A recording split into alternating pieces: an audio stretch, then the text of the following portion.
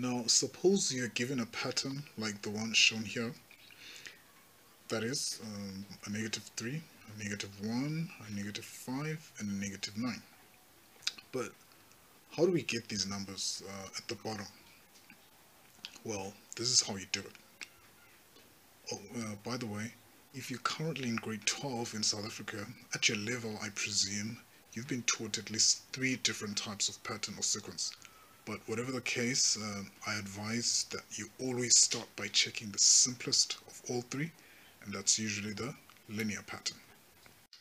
So you're given this pattern and you're not exactly sure what type of pattern it is. Like we said, you start with the linear pattern. But how do we test for a linear pattern? Okay, now again, just for emphasis here, learners, whenever possible, always test at least 3 pairs just to be safe. This is because you do get instances sometimes where 2 consecutive pairs or simply 4 consecutive terms in a pattern give you the same common difference, even though the pattern may not be an arithmetic pattern. So to be on the safe side, always test at least 3 pairs of terms like we've done here. Alright, so how do we do this, learners? Now, since we have 4 terms here, this gives us a nice 3 pairs to work with. In fact, exactly 3 pairs. So we say T4 minus T3. We'll substitute a -9 minus a -5. Careful with the negative sign. And then simplify to get a -4. You move on to your second pair. You follow the same procedure. T3 minus T2. Make sure you substitute correctly. That also gives us a -4. And now our last pair. T2 minus T1. A -1 minus a +3 this time. And what do you know? Notice they all give us the same answer. And so you just fill out that space there with all your -4s. Okay. Notice they all give us the same answer. That's what I have there. And if that's the case, then you can conclude that this type of pattern that you're working with is actually a linear or arithmetic pattern.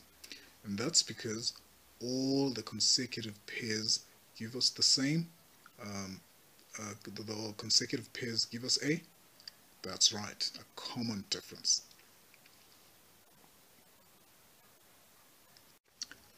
Now consider that you're given this pattern in an exam. And that's a +3, a +1, a -3, and a -9. You are trying to check what type of sequence this is. So you use the same method that I showed you in our previous example. There's 4 terms, so again we have exactly 3 pairs to work with. You substitute correctly for all 3 pairs.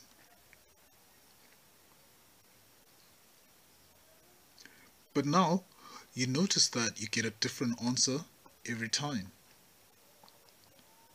And why is that, learners?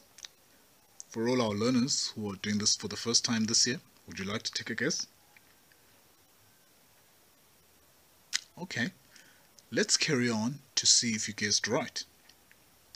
So, for convenience, we first use the answers we got to fill out this space. I've done that for you here. And since none of the pairs give us the same answer, we carry on and work out what is known as that's right, the second difference. We apply the same procedure to work out the second difference.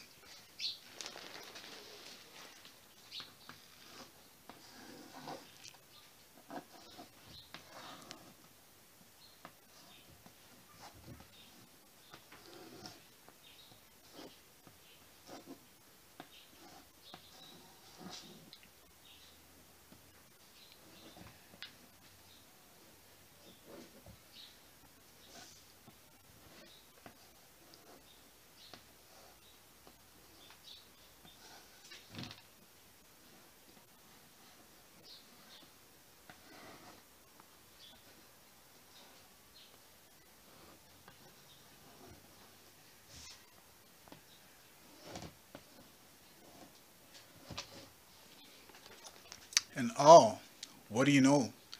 Now we get the same answer. And what do we call this type of pattern, learners? That's correct. We call this a quadratic pattern. Now come back for our next video where we will find out what happens when you apply the same method for a given pattern and yet never get the same answer. But wait, you might say, if you never get the same answer, why then would we call it a pattern? Because you might argue, by its very definition, a number pattern is a list of numbers that are arranged in such a way that there is some kind of a mathematical relationship or rule between the numbers. Stay tuned to this channel to find out, or better still, subscribe to the channel so you don't miss a thing. Au revoir.